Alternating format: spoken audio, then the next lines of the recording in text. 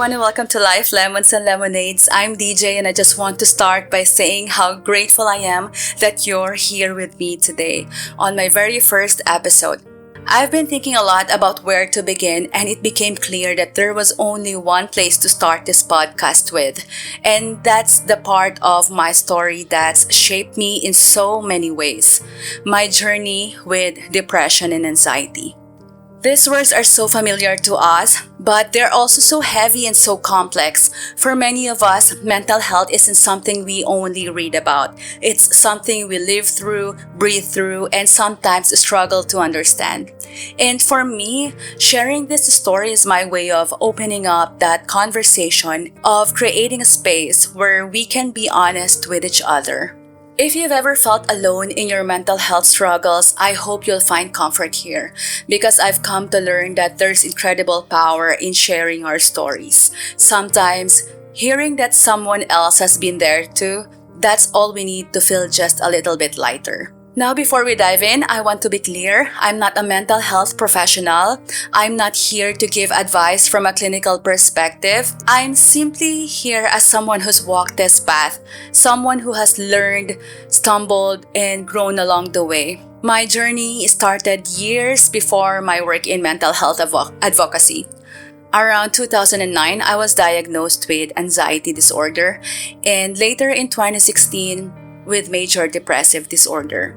These are experiences that aren't just part of my past. They are part of who I am, and it's something that I still navigate with. They've challenged me, shaped me, and made me who I am today. Preparing for this episode hasn't been easy. It's taken a lot of late nights, a lot of reflection, and honestly, a lot of bravery to revisit these moments. As I share my story today, I know there's still so much I won't be able to cover, and that's okay, because this conversation will continue. We'll keep coming back to mental health in future episodes because it deserves that space. And today, as I share some of the challenges I've faced with depression and anxiety, I hope you'll find something here that resonates with you. Maybe you're struggling right now, or maybe you're supporting someone who is. Know that every small step you take toward resilience, toward growth, matters. Reaching out, whether it's to friends, to family, or professionals, is one of the most courageous things you can do. So let's begin. Let's create a safe space together, a place where we can talk about the hard stuff and also celebrate the strength it takes to keep going. Let's dive in.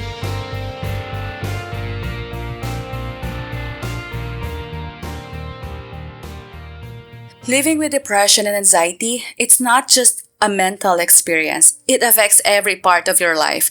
For me, it's been a journey through some incredibly tough moments, especially when it felt like people around me didn't fully understand. You know, sometimes we hear things like, just snap out of it, or you just need to think positive, or it's all in the mind, or the well-meaning but hurtful comments like nababaliw ka na, which means you're going crazy. And while I understand that these words often come from a place of care, they can end up leaving us feeling more alone. Because if it really were that simple, wouldn't we all just snap out of it? One of the hardest part is feeling isolated, even in a room full of people who care deeply for me. It's strange, isn't it, to be surrounded by love but still feel alone? But through all this, I am incredibly grateful for my support system, my family, my close friends, and a few others who have been there from the very beginning, even before any diagnosis made. My family, my mom, my dad, siblings, and close relatives, they stood by me. They didn't need to understand every detail. They were just there. And that in itself was such a gift. One of my best friends, her name is Nice. She has been an anchor through so much of this journey. True to her name, Nice has this gentle way of just being present. She never tried to fix me or make everything okay. She simply listened. During one of my darker episodes, she recognized that I needed help beyond what either of us could give, and she took me to the emergency room. I know that's a rare kind of friend. someone who knows when to step in, who can hold space without expecting anything in return. It's a powerful reminder that sometimes the deepest support comes without words. But the journey with mental health isn't just emotional, it's physical too. We often think of depression and anxiety as just in the mind, but I felt them in my body every single day. There were times when my mind would be so active that I couldn't stop thinking, and then just as suddenly everything would slow down and I'd find myself staring blankly, completely disconnected from the world around me. There were even weeks when I couldn't sleep. Sometimes 3 days straight, sometimes even a full week. It would drain every bit of energy I had, leaving me feeling completely empty. And yet, even though I was so exhausted, sleep felt impossible. And other times, all I wanted to do was sleep, as if closing my eyes would somehow help me escape everything I was feeling. Just getting out of bed felt like a monumental task. Some of you listening might know exactly what that's like. That feeling of constant fatigue, even when you're resting, of wanting to explain how you feel but not having the words. I'd go through periods where I'd cry for days, sometimes weeks, without being able to explain why. Then there were the anxiety attacks when my heart would race for no reason, my chest would tighten, and I'd feel like I was on the edge of something I couldn't control. I'd start to hyperventilate, my muscles would cramp, and sometimes I'd even pass out. And there were times when strangely, I'd feel this intense energy, I kind of restless, frantic drive that kept me going for 24 hours or more, like I couldn't afford to stop. My body was always on edge. It was as if my mind and body were always at odds, pulling me in different directions. Looking back, one of the hardest parts of the journey was trying to make sense of everything. I was trying to understand what was happening to me while also managing the side effects of the medications, which sometimes blurred my memories of specific moments. It was like piecing fragments together without ever having the whole picture. But even in those times when I felt most lost, I was so fortunate to have the people around me who understood, who reminded me that I didn't have to go through this alone. Their acceptance and support became my lifeline, a reminder that I was still valued, still seen, and that there was still light, even in the darkest days. And these are just some of the challenges I've faced, and I know that each person's journey with depression and anxiety is unique. We all have our own struggles, our own experiences, and they can even look different for each of us. But if there's one thing I've learned, it's that resilience can grow even from the hardest places, even when things feel impossible. Let's talk about resilience. I think sometimes resilience is seen as this big, heroic thing, as if being resilient means having all the answers or that you're supposed to bounce back instantly from anything life throws your way. But for me, I've learned that resilience is built in the smallest steps. Sometimes, even in small moments, they don't feel like they count, but they do. Living with depression and anxiety has taught me that it's okay to take things one step at a time. In fact, sometimes that's the only way forward. When everything feels overwhelming, we don't need to have it all figured out. We just need to find that next small step.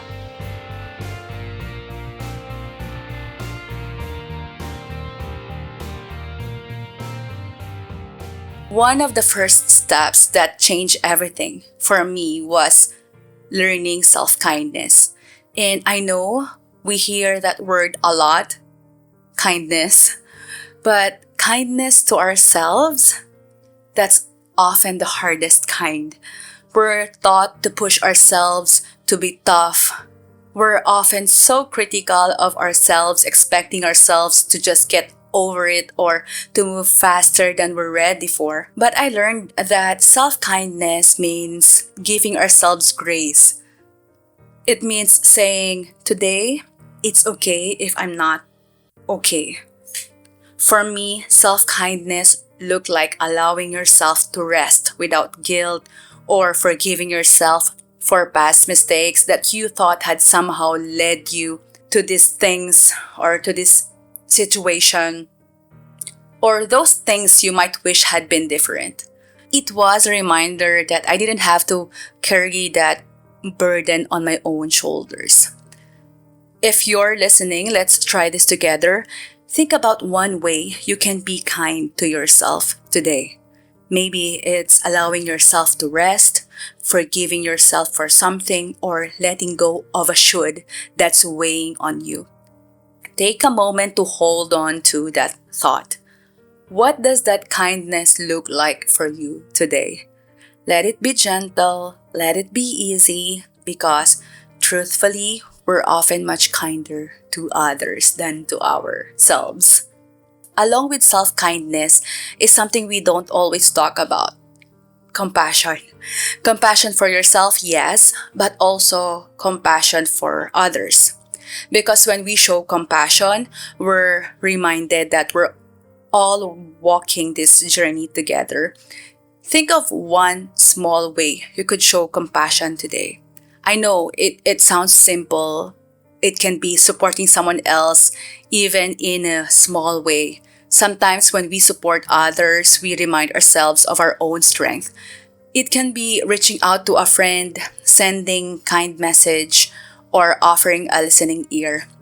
I learned that those smallest acts of compassion can create a ripple effect of healing for others and ourselves. Another step that's made the difference for me is creating small routines. I know routines don't sound that exciting, but they can create a sense of calm, normalcy, and stability in a world that often feels overwhelming. I remember that when I was living on my own, I was still like single and independent that time. I started this little Thursday night ritual just for me. I'd run a warm bubble bath, light some candles, and settle in with a book or a Netflix series. It wasn't anything huge, but it became my time to breathe, to reconnect with myself, and recharge myself every week. And I have always been looking forward to that Thursday night. Okay, so let me invite you to think about a simple routine that feels doable for you. Maybe it's having a cup of tea in the morning, cup of coffee, going for a short walk, or journaling your thoughts at night. The key is finding something small and making it yours. And if nothing comes to your mind right now, that's okay. Just keep it in your heart as something to explore, maybe something you can return to whenever you need a little grounding. As for myself, even now, I still find that little routines, like enjoying a cup of coffee, playing a few songs with my DJ controller on a weekend, going to the Saturday market with my family, or playing badminton with them, can be so grounding. It's not about what the routine is. It's about creating a moment where you feel anchored, even if it's just for a few minutes. These small rituals can be like tiny lifelines in a chaotic world. Another thing that's helped me is noticing the good things around me. And I don't mean ignoring the hard stuff. I mean taking a moment to see the light that's still there, even in small ways. Sometimes it's just appreciating a quiet morning, or the warmth of the sun, the sound of the rain. That's my favorite. Or a friend's message. Noticing these little things brings a sense of balance, even when life feels heavy. And along with noticing the small good things, practicing gratitude has been very powerful as well. And I don't mean the forced gratitude or telling ourselves to just be grateful, just like what they say. No, it's not like that. It's genuinely appreciating the little blessings we have. There were days when being thankful for a freshly home cooked meal, a good conversation, or simply getting through the day was enough. It's amazing how focusing on even one small thing can shift our perspective. Sometimes when I feel down or I feel hopeless or just busy, I want to just Sometimes when I feel down or I feel hopeless or I was just very busy and I wanted to slow down, I'd write down three things I was grateful for each day, even if they were like tiny. You might even want to try this with me. Think of one thing today that you're grateful for, just one thing, and hold that thought for a moment. I am pretty sure you'd feel something positive inside you.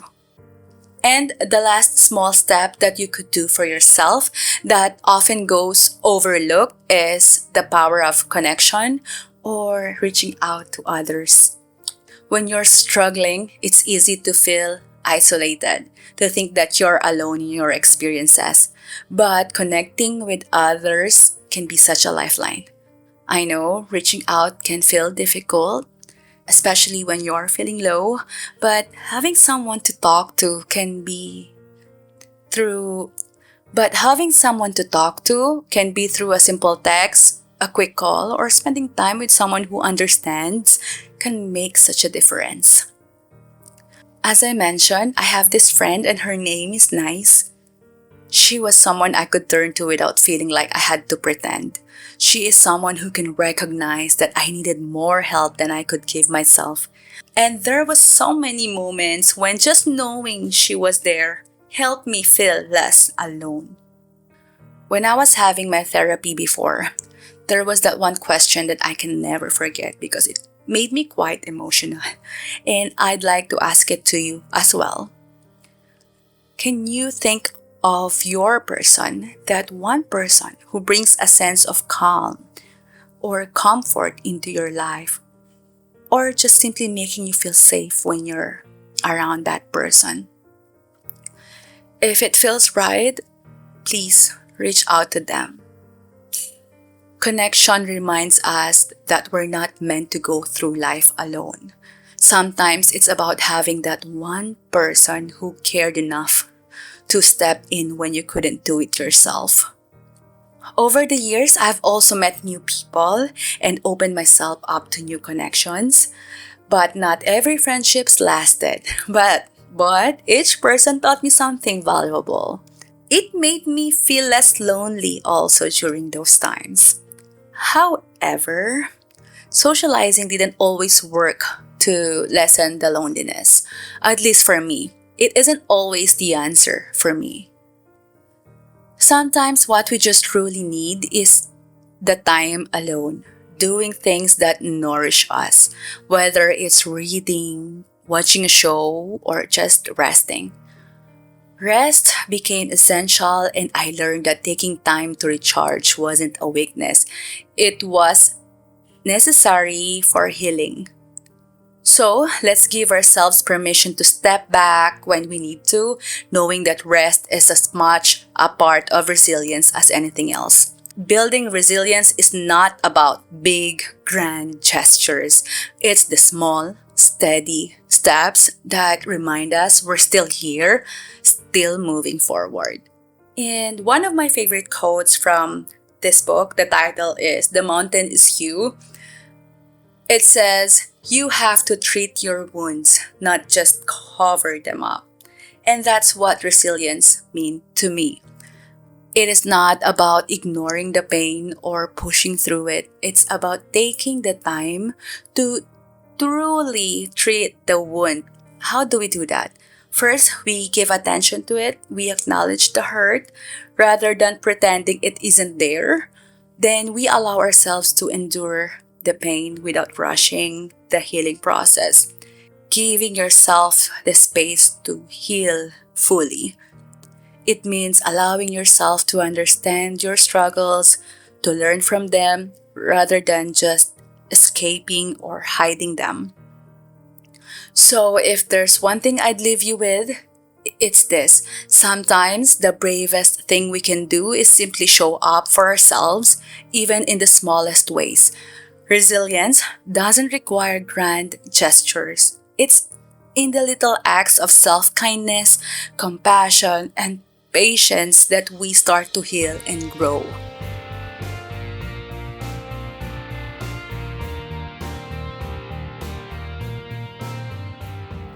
As we talk about the small steps to keep going and resilience, there's something crucial I want to highlight as well.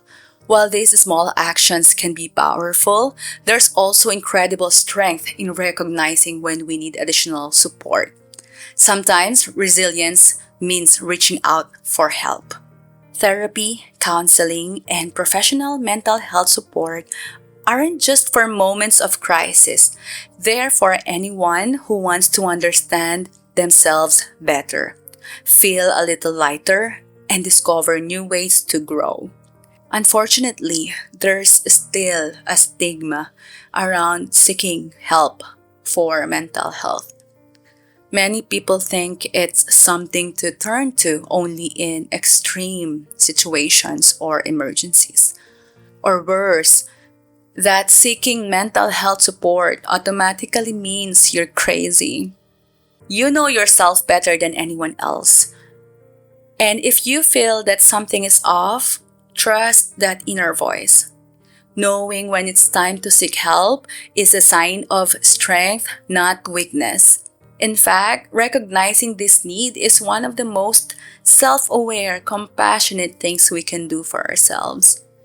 And if you're still exploring who you are, don't worry, we'll dive deeper into that in future episodes. For now, just know that self-awareness grows over time and it can guide us toward the care we need. Mental health care is for everyone, just like physical health care. And if we can move past that stigma, that outdated view, we can open ourselves up to a whole new level of support and healing.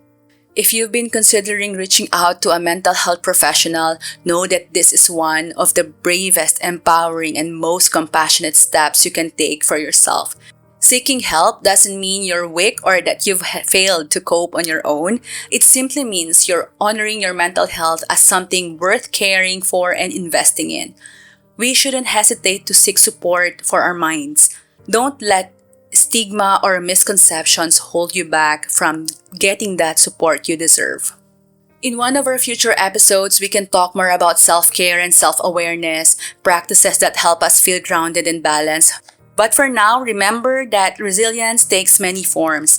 As we close today's episode, I want to remind you that resilience isn't a destination, it's a journey.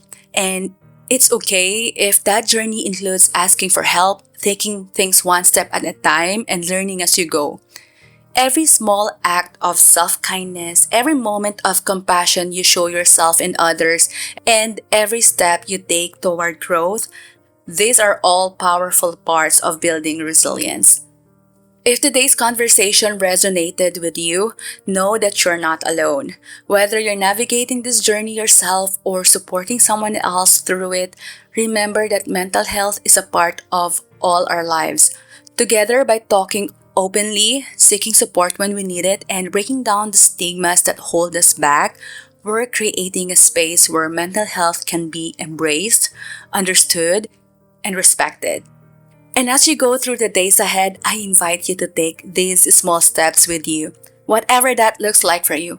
Maybe it's reaching out to someone, setting aside a moment for yourself, or simply acknowledging that you're doing the best you can right now.